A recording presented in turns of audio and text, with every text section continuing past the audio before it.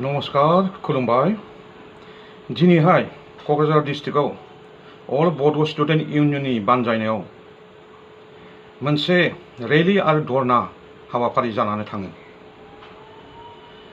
जोंनि बिटिआर एग्रिमेन्टआव माखासे दफा दं, बेफोरखौ इमप्लिमेन्टेसन खालामनो थाखाय एबसुआ दिनै बे खुद्रिनाय हाबाफारिखौ लादोंमोन। बे हाबाफारियावनो गिथाव बाथाव सासे जोंनि बर' सुबुङा हरखाबै गावनि मोदोमखौ सोलेरखौ सावनानै लायो। आसरित दुखुनांथाव।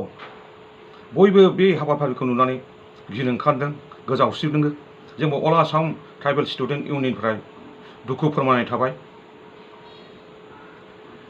लोगोसे बे बिथाङा गाव जेब्ला सावजानायनि उनाव मानसिफोरनि सिगाङाव बुंनायखौ आं नुनो मोन्दों भिडिअ'। बिथाङा होनदों बिटिआर एग्रिमेन्टआव इमप्लिमेन्टेसन जायैनि थाखाय दुखु मोननानै गाव सावनानै लादों होनदों। लोगोसे गाव चिरां डिस्ट्रिक्ट होनना बुंनानै लादों। दा बिथाङाथ' अर खामनानै खामजोब्बाय। आं नायनाय सिगाङावथ' मानसिया थिगैनो दं, दा हस्पिटालफ्राव लांबाय जानांगौ।